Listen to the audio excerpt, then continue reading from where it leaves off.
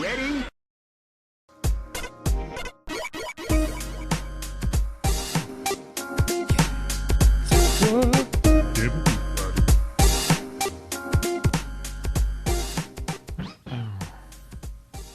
Hello and welcome to Rhythm and Pixels, the video game music podcast. This is episode 4-8. Numbers! We're your hosts. I'm Rob Nichols. And I'm Pernell. How you doing? I haven't seen you in a while, guys. Thanks for joining. Has it really been that long? It's been like at least a week, man. At least That is a lot of time. Yeah, so, you know. So much things have happened since then. The sun has risen 7 times. 7 times. Anyway, every week we goof off and listen to great video game music based on a topic that we choose or a topic that you choose. We chose the topic this week. But before that, what are you playing, Pernell? What's new with you? Well, right now, I don't know what the heck. Well, first of all, I'm still slowly playing Brain Lord. However, the problem is I haven't been home much to do home gaming as of late, so mainly handheld related stuff has been my fancy. And on the handheld lately, I am playing, of all things, Pokemon. I'm trying to complete that Pokemon X Pokedex now. I don't know what's gotten into me. All right, so I'm only familiar with 151. So how many are there? There's more than this total, but as far as the Pokedex I've got, since I haven't claimed all of my Wonder Card Pokemon, there's 717. And I'm short like 227. Wait, you have 717. No, there's a total of 717 that are available in my Pokedex, but I'm short by 227. What happens if you have like 3 Jigglypuffs? Do you just toss 2 out? Do you donate them to science? No, you donate them to the Wonder Tree. What's the Wonder Tree? Science? Internet, yes. Internet science trading. But like, yeah, it's a game series I've always been a fan of, but up until today, or up until recently, I have essentially kept away from the concept of trying to complete the decks because it feels like such a so much lost time there, and yet here I am, Pokemoning it up. That's my game of the podcast today. Yes, Pokemons. In addition to that, what have I been playing? Shiren the Wanderer, the Tower of Fortune, and the Dice of Fate for the PlayStation Vita. Is that all one game? One game. One really difficult game. I saw you posted on Facebook you were playing a game with these angry schoolgirls. Oh, Galgun.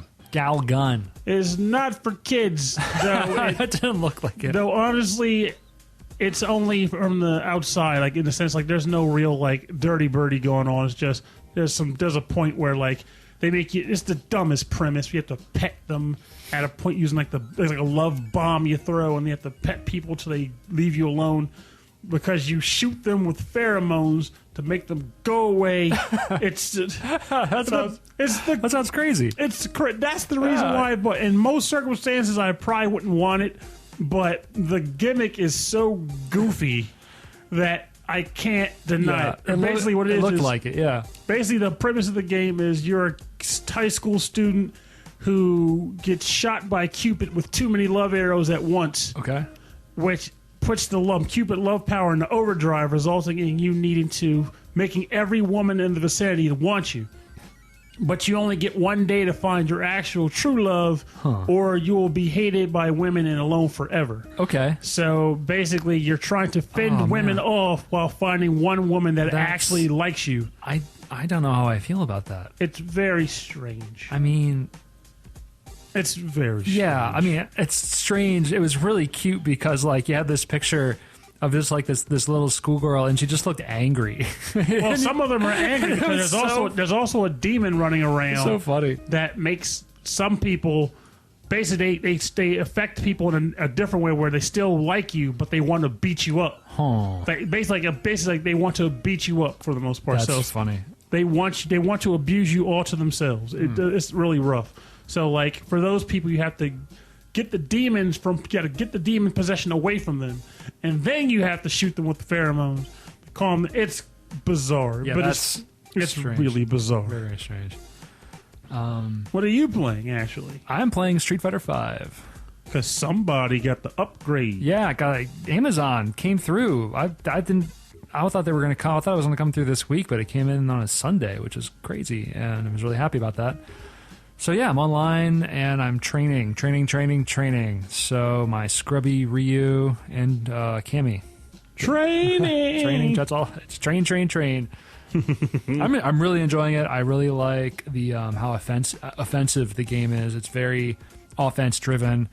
You can have these really short matches, really explosive matches where it's just heavy combos, and it's a lot of fun. If you're into Street Fighter, this is probably one of the best Street Fighter games that they've ever made. I think it's better than 4, and I played the hell out of 4. So yeah, I'm really into it. And now I have a PS4, and I can play other games now, which is cool. Like Street Fighter 5. Yeah, I'm probably not going to play a lot of other games because I don't do that. I tease them about it all the time. Yeah. I had the emulator up. What was I playing? I can't remember anymore. I was playing an NES title. No, I had the Genesis emulator up. I was playing El Viento on Sunday. That's a shooter? It's a side-scrolling. I didn't play too much of it. I just played through the first world. It's a side-scrolling anime-style game. Oh, okay. Because I know I remember I've seen the title screen or the title before. It's like written in blue cursive. Yeah, and we played music on our, or maybe I picked music on our Matoi Sakuraba episode. Oh, he did music for that? Yeah, because he was part of Wolf Team. Well, there it is. That makes it quite solid. Yeah, Genesis and awesome composer equals like a really, really nice Sunday afternoon. So, this week, I was like, hey, let's do Western composers. And you're like, hey, let's do a composer focus, like kind of one-upping on that. And then I was like, let's do Tim Follin. And lo and behold, I am typically at my weakest when it comes to Western composers. So I had to do some research on Tim Follin. Post research, however, the man's done some great music. Yeah. He's been in some interesting games, I'll say. But his choice of tunes for said games is top of the heap. Yeah, so really big in the UK, like I guess demo scene for a while. That's what it sounds like, and just his style is really hard rock. He's able to really manipulate those channels, so it sounds like there's more sounds playing than there really are. Tim Follin is really what kind of pulled me back into listening to just video game music, and a lot of it's because of a track that you picked. Which one? We'll hear it soon. But we're starting off. This is a even number episode, so I'm going to start us off. I picked the song I picked the song World 2 from the game Treasure Master for the NES. Oh, this is a very NES heavy episode, so hey, again, saddle up for the NES. Prepare to embark on a treasure hunt.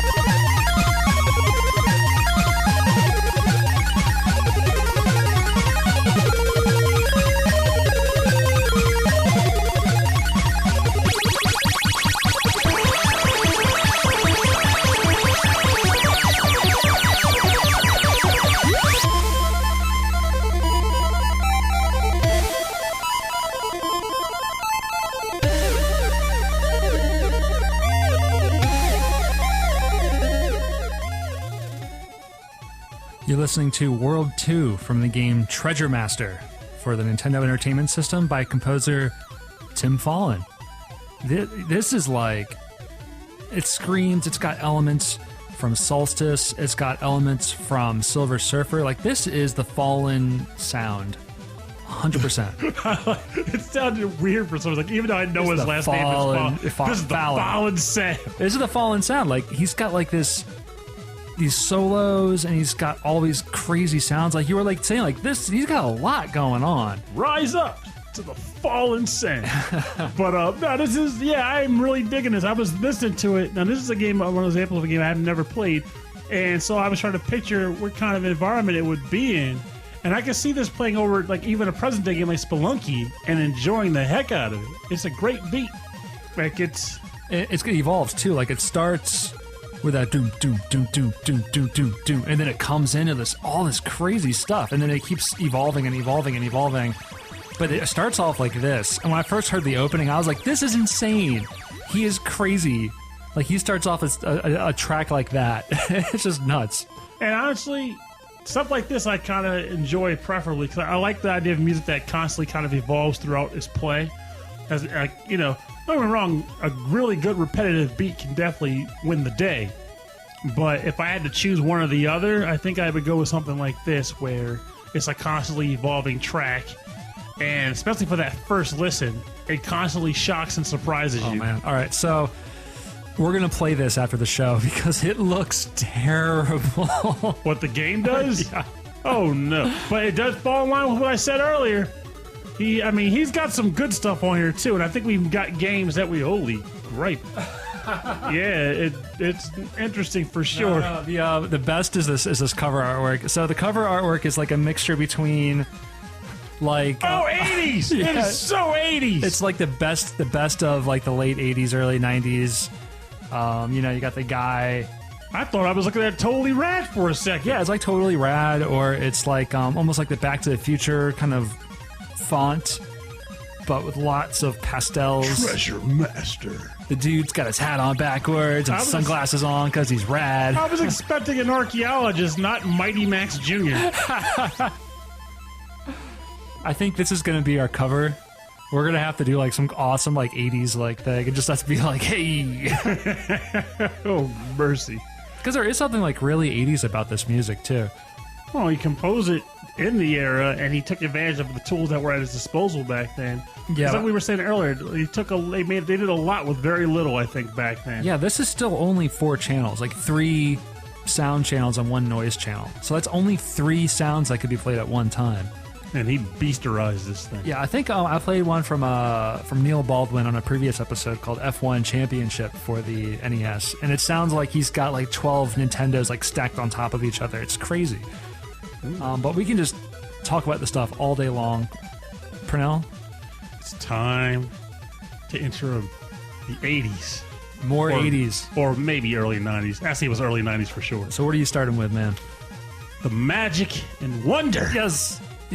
Of a little game we like to call Pac-Man. Oh. And by that, I was like, no. But actually, magical game called Solstice. Yes. Which, well, I'll get into that in a little bit. But I have some stories about this music, too. The track and choice is the title screen, which to me is the best track in the game. Oh, without a doubt. So, no doubt. Let's prepare to not press start with title screen. Yeah, never. You just you let these things just go on. If it's Tim Follin, you just let it go. All right, so here we go. Title screen from Solstice for the NES.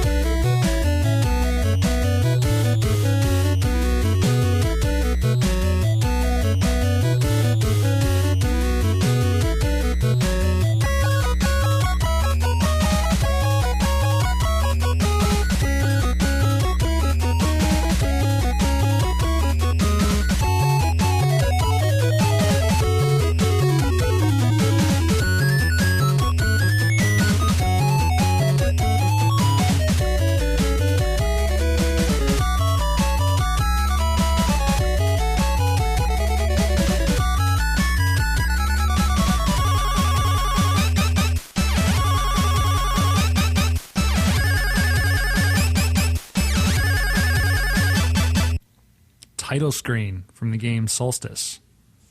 So good. So good. It had so much Irish jig in there. It was just glorious. Yeah, it has a really cool, like, kind of Celtic thing. The track goes into triplets. It's... Oh, there's this crazy opening. This is an amazing track. Like, it even had I'm not sure if you heard it, but I also even caught a hint of Kid Icarus in there. Yeah, there's a little bit of that going on for sure. Like if you're not, I'm not sure if you get for the stage for people who aren't coming to mind immediately. Stage 2, which is the overworld level when you finally get topside from the underworld. It sounds a lot like. Yeah, I'll have to listen to that later. I'm not as familiar with that one. That was Hirokazu Tanaka, right? You're asking the wrong guy. I know it was Kid Icarus, but it definitely had a lot of that sound going on for it. And again, the jig is just. I definitely felt like getting up and kicking my feet out and like saying a lot of ridiculous stuff. But it's a feel good track that changes heavily. Super feel good. It changes a lot. I listened to this song a lot when I was a kid. So Solstice is a what's the word? It's like isometric 3D. Isometric 3D. Because in the UK it was really big on isometric games for some reason. And this was kind of a puzzle game where you played a wizard who on the cover was like jacked up, full of like all muscled out, shirtless, muscular wizard. Yeah, and like you were just like you had to explore every room in this castle to save like the princess or whatever. But like you had to like explore, you had to go into every single room, and it was just really confusing. And the puzzles were like monsters would be running around back and forth, and you'd have to like pick up an item and put it on the monster's head and then jump on the monster's head. But because it was all isometric, it was really hard to figure out where you were. And control even back then, because back then it was like you had that cross pad on the NES that didn't have the thumb, didn't have any webbing in the middle between the yeah, it was middle of the tear directions. up your thumb. But I listened to the song a lot because on the opening, the demo on the game actually had the computer playing through some of the stages. Ooh. Some of the rooms. So if I got stuck on a room, I would leave the NES on and just watch the opening over and over again until I saw the room and how to complete it. and so Cheater. Yeah, but I listened to this music over and over and over again. He has an excuse, folks. It's like for the purpose of the music. But yeah, no, it was just it made it a lot easier to do that. But also just to put out there before I forget, for folks who do like Solstice and remember it before even listening to our show, there is actually a game that recently came out on the PS4 and Xbox One which was made as sort of a tribute to this game, and it was called Lumo. It's pretty cool, I think. I've been quite a fan of it. I was only sad to hear that it's apparently pretty short, but I played it for like a good 2 hours in one sitting, and I had a great time with it. So if you're interested, look it up.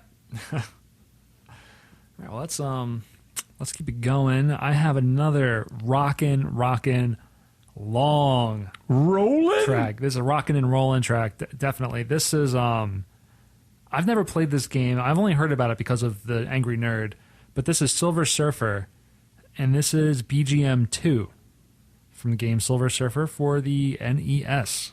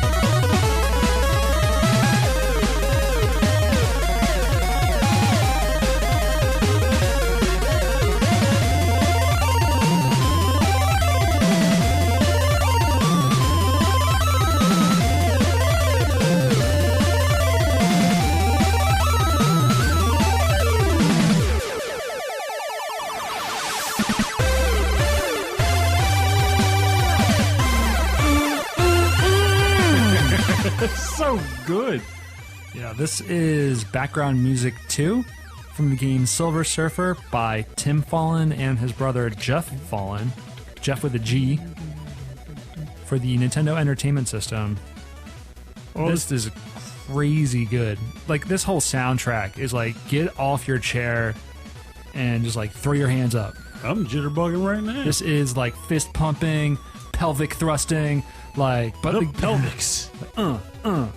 But like the game is famously extremely difficult, near impossible. Well, you gotta admit though, games that are impossible, well, you would hope at least, would have the best music, because if you gotta repeat yourself to ad nauseum frustration, you may as well be rocking out while you do it. The problem is like, you know that if it's so hard, you're never going to get this far in the track. You might, and then you'll get to the zone when you do. It's like Radiant Silvergun is a game that I've played that has that similar vibe, where it's like it's notoriously difficult, but when you get to certain points in stage where the music kicks in, Ikaruga's the same way actually. Yeah, that's true. You get to certain points in stage where the music is really, you start to hit the high notes of the track, and you're just focusing on don't die, don't die, don't die, don't die. It all just builds up into this nice luster. Well, the music, it's like wanting to get to that part in the music. Like, I want to hear that again. Is almost a motivation to keep playing and get better at it. Mm-hmm. But yeah, there's the I want to get back to it. In the middle, there's this drum break where he's clearly emulating like a ride cymbal, like in the middle, like the little ringing sound of a ride cymbal, and then like there's the kick and the snare come in, and it's so funky. I'm just enamored by this track. That kind of like Crazy Train, like guitar riff. I want to say it makes me want to try Silver Surfer, but again, the fact that you mentioned that the Angry Video Game Nerd did an episode on it, and it's a game I've never played prior, I know it's going to be a pain in the butt. It's going to be hard. It's one of those games where it's like 4 stages and hard as nails. You'll never see the third. But yeah, it's tough. It's a tough looking game anyway. I honestly don't know much about the Silver Surfer character. Do you? I know he has the power cosmic. I know he serves the Galactus. Yeah, Galactus breakdown. Galactus breakdown.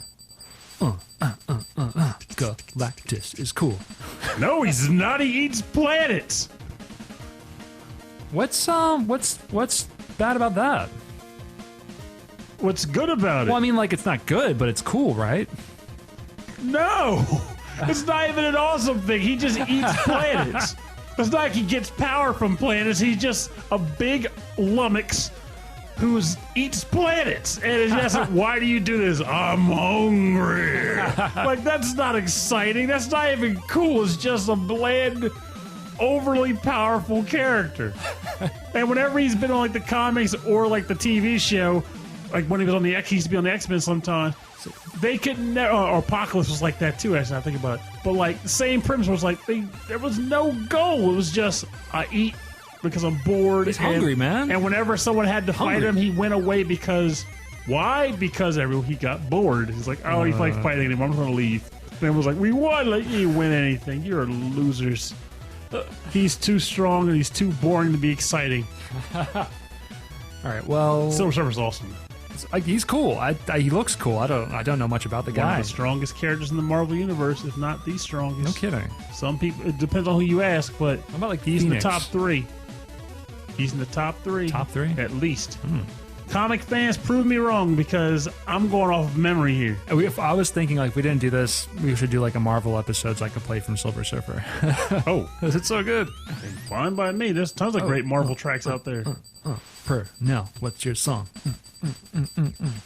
Renegade! Oh, not just Renegade. This is the sequel.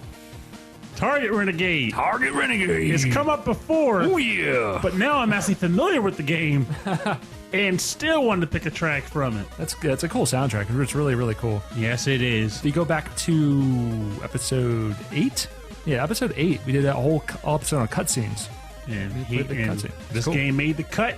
Made the cut. And now it's back on the scene with Stage 5, Chilling in the Park. All right. Well, actually, it's just called Park, but I like my name better.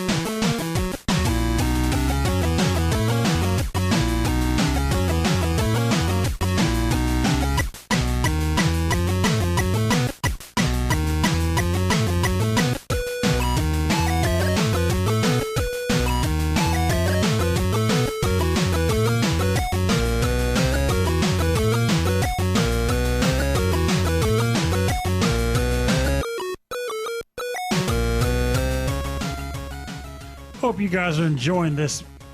I don't even know what else to call it, but this is just a fantastic freaking track. It's got kind of like a surfy rock kind of thing going on. Stage 5, Park, or rather, chilling in the park. Chilling in the park. Target Renegade. It does have kind of like a chilling out kind of thing going on, huh? More like it gives me that like 60s to 70s punk vibe, you know. Okay, Slick your hair back and get some all kinds of gel in there, comb it back, and wave to the ladies and punch the jukebox instead of, you know, cutting your bald head, you know, tonight. I'd rather be doing that. But to this awesome beat, no less. It's got that that kind of like ringy kind of like hi-hat like solo again, just like in that Silver Surfer track, which I thought was pretty cool.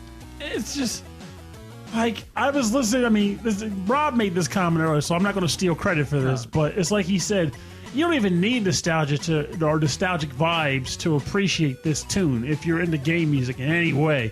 Like this, just there's a lot going on for it. It hits. It has a bit of dynamic. It's pretty dynamic in a lot of ways too, and it has multiple sound channels going through it to give you different like those channels of sound in a sense. Yeah, like different like movements. But you're right. Like I think dynamic is a really good term for his style. Yeah, it's constantly evolving, constantly changing, and in a lot of ways you can't anticipate where it's going to go, which in and of itself is a unique trait that I don't really come across in a lot of music by composers. I can appreciate the living daylights out of this. What's interesting is that if you put one of these games on, you'll notice the music is actually quieter because he's using the sample channels for some of the drums, and he's mixing them because he couldn't get the samples any louder. He lowered the volume of all the other like sound like waves, so it all like matches up. So it's actually it sounds quieter. So yeah, turn it up. If you turn it up, like you get everything like full blast. Like this is cool.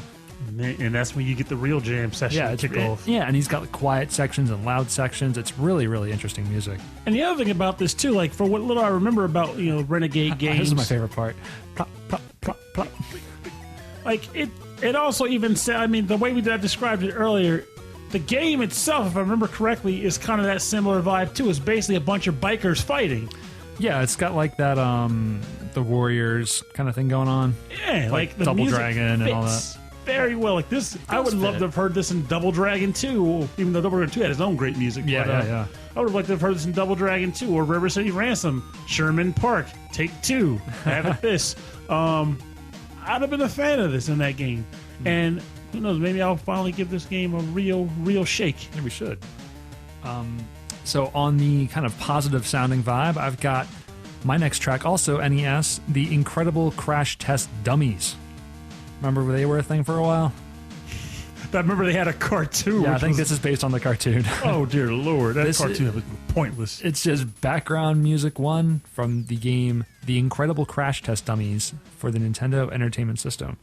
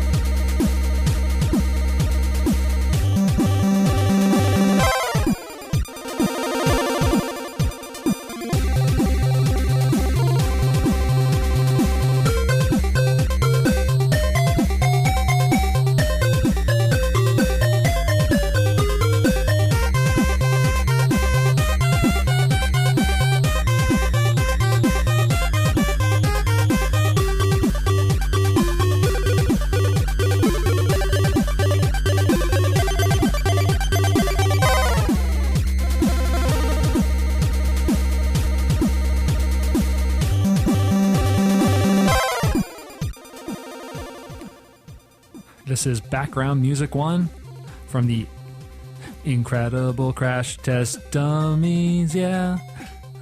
I love how you stopped it. Yeah, that's bad. That's a good word to always end in a soundtrack. Yeah. And I go, baby, or woo. Woo was also the woo. So I'm gonna go. Here we go. All right. Wear your seatbelt. Don't be a dummy. Wear your seatbelt. Now crash this dummy. Woo! There it is. See, we got a record coming out, folks. So yeah, as soon as the song was done, now it's cutting the loop, and I was like, I'm still here in the park. I'm still in the park. I feel like I'm doing this good track a disservice because the whole time it was playing for like the first loop or two, all I could think of was the do. Like, I want to go back to the park. In fact, when this episode's over, if we're not doing Treasure Master, I'm going to sit in the park with a nice cool readers and play that song absolutely. in my head.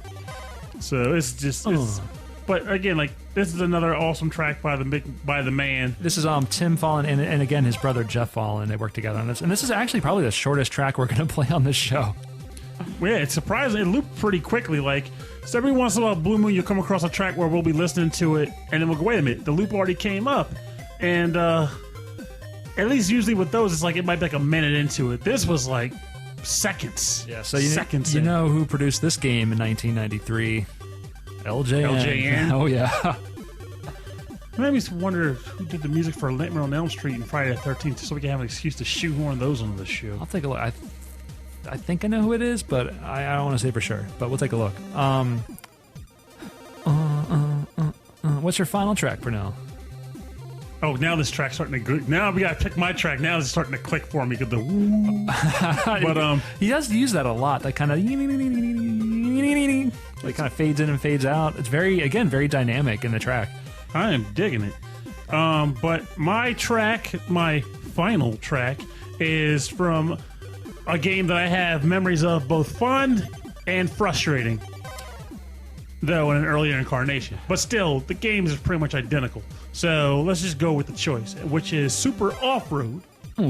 Track choice, Fandango. Now, this is the Super Nintendo version of Super Off-Road. This is our first Super Nintendo track of the day.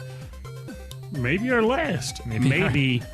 All right, let's give it a spin. Let's put these tires to the road. Where the rubber hits the road.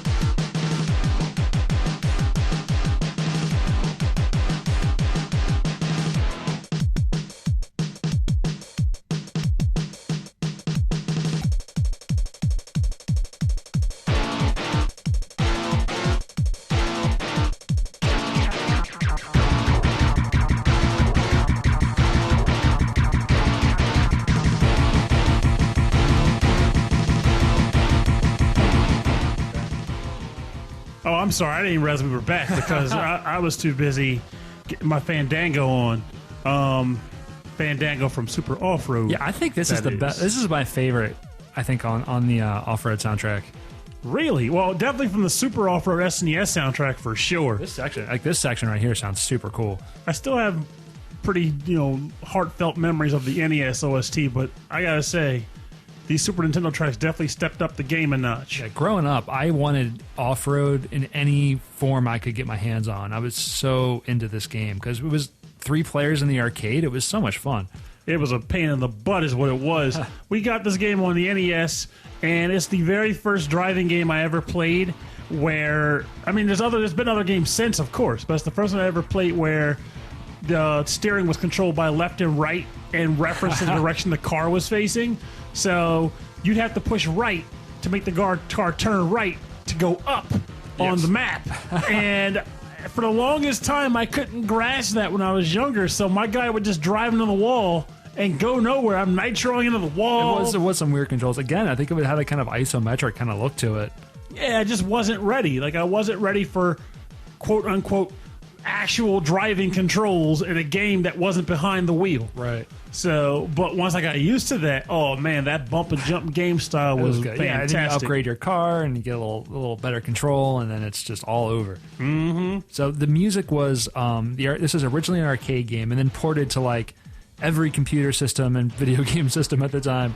But the arcade music was originally composed by Sam Powell, and then adapted onto the Super Nintendo by Tim and Jeff Follin.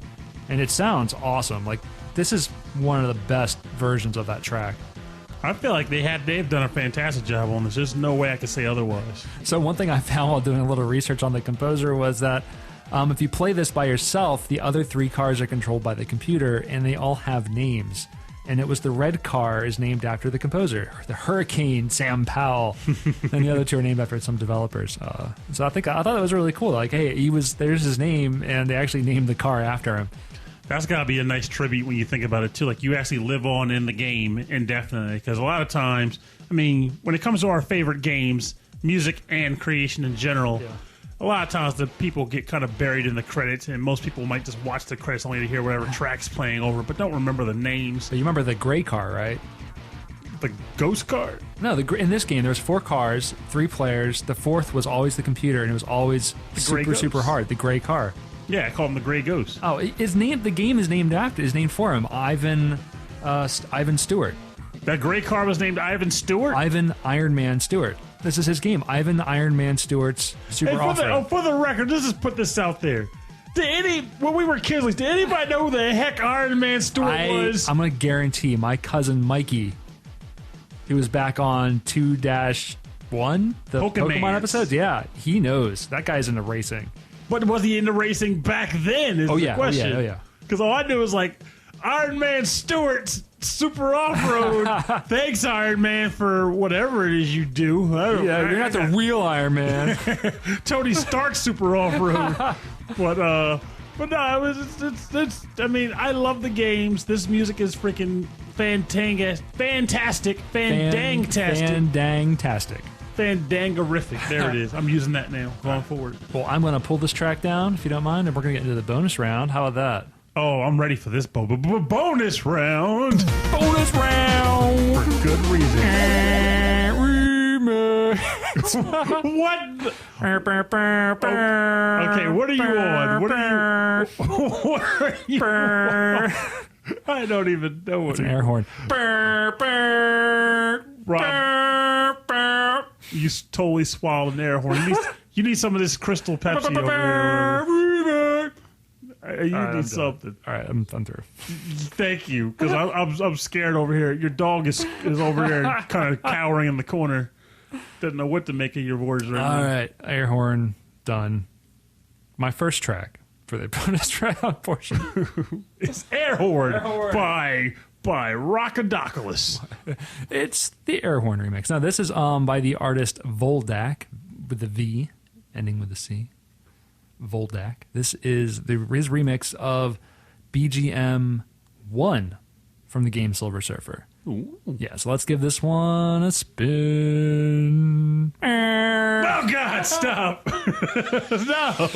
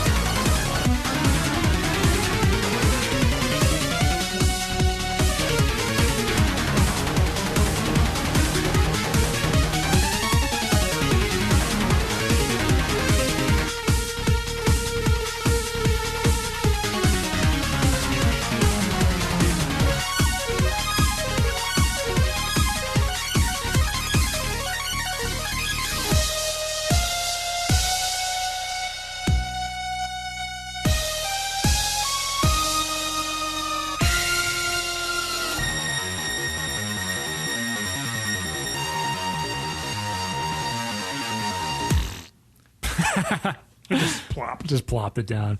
That was Voldac, Voldac, his remix of Background Music 1 from the game Silver Surfer. Very faithful to the original, but man, those are some heavy synths. Super cool. Man, I'm telling you, see, I need to resist the urge to go play Silver Surfer because I like the idea of not jumping off of a silver bridge. I'd love to see that. Like, I'd love to see like a YouTube or a stream of you trying to play through Silver Surfer. Honestly, actually, it might have to happen. And I mean, that'd be the only way to get you to play it. There is Pernell and Matt play games, or just sitting at my computer, finally getting use out of my freaking Hot Pog box. You should do it, man. So, for those who are interested in the tiers, they could flow. They could flow. So keep that in mind. It might happen sooner than you think. All right, so you picked one from a game I never played, but the soundtrack is fantastic. In fact, I also have never played it. But how fantastic is that soundtrack? Simple. I saw that he had some involvement with this game, and it immediately said, I already know what I'm doing. Like, usually the bonus round track is the hardest picks I get. I scrutinize, I search, I dig. This particular time, it was a no-brainer. Done deal. Let's hit it. And you'll know when you hear it. The title is Title Jam. The game is from an untalked about title called Plok. And it's written or remixed by a man that goes by the name Mazedude.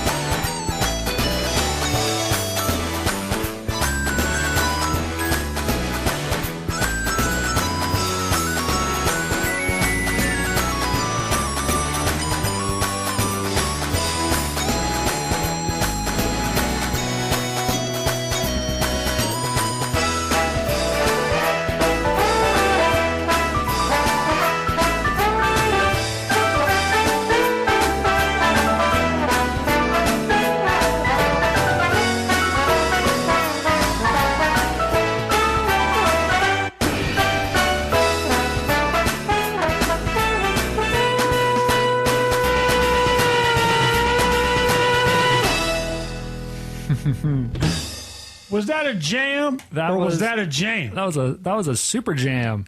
Told you. That was a Super Nintendo Super Jam. I love that little like kind of beat. They took a beat of silence and then hit the cymbal. So much fun. I was all about the horns. Oh, right. When everything kind of like faded out. And then the horns came in. Like this track, I can't recall the last time I heard it. It was years upon years ago. But very cool. The moment I saw Plok, it all came back. I was like, I gotta go with this track. Like this track was genius, and it's not dancey so much as it's sway. Like I just want to move. It's a good tune. Really good tune to get your happies on for. Really good pick, man. Really, really good pick. I enjoyed that very, very much. Thank you. Thank you kindly. So thank Mazedude and thank Tim Follin for inspiring or providing the track that inspired Mazedude. For more information on the tracks on the bonus round, check out rhythmandpixels.com. We'll have links to their SoundClouds, their Bandcamps. All of their information will be there, and you can check out their other music. It'd be great.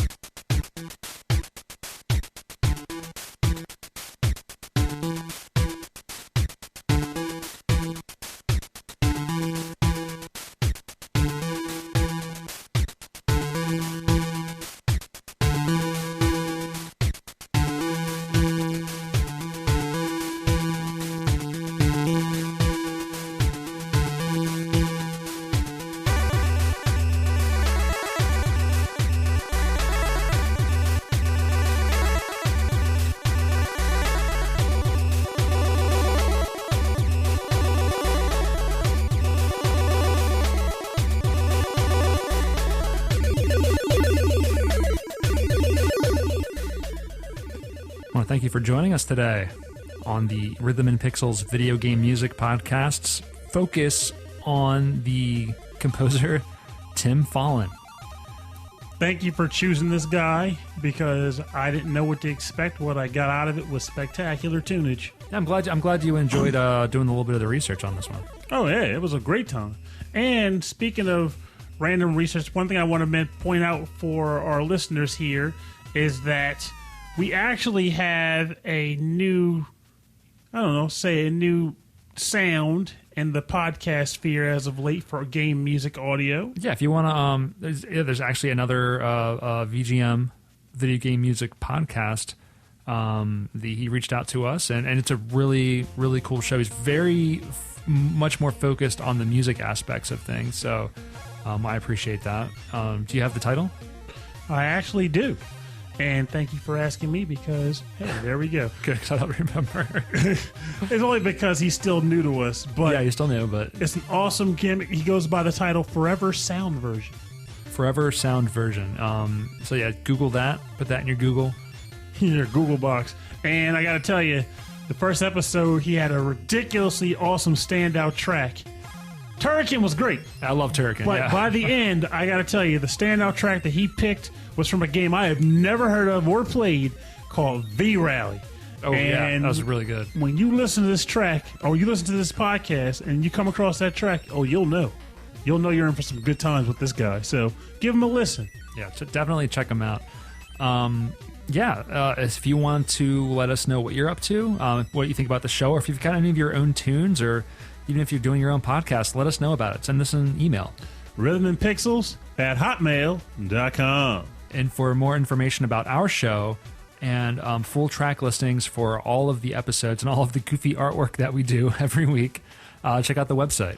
rhythmandpixels.com. And check us out on Facebook, facebook.com/rhythmandpixels, and Twitter @rhythmandpixels. You'll find us there, posting stupid stuff, pictures of my cat, that sort of thing.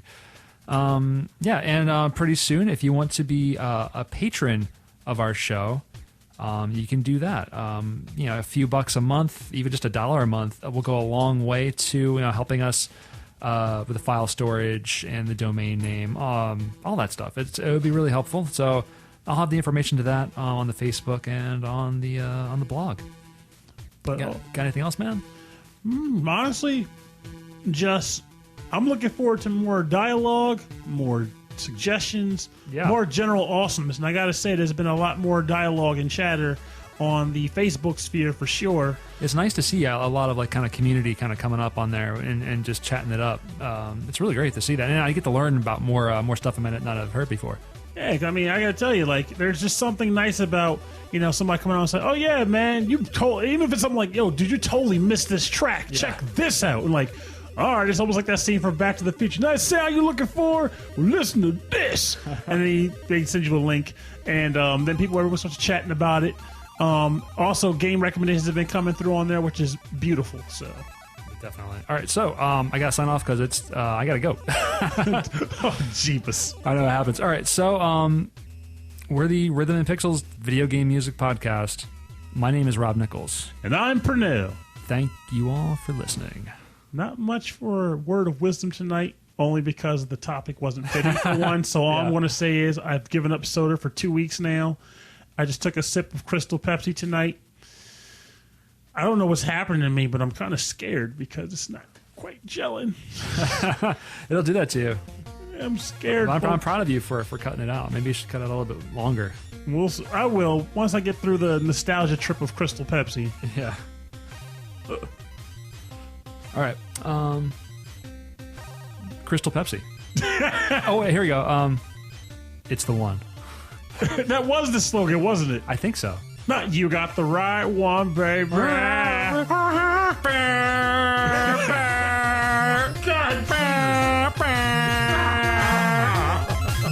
that's how you end the show.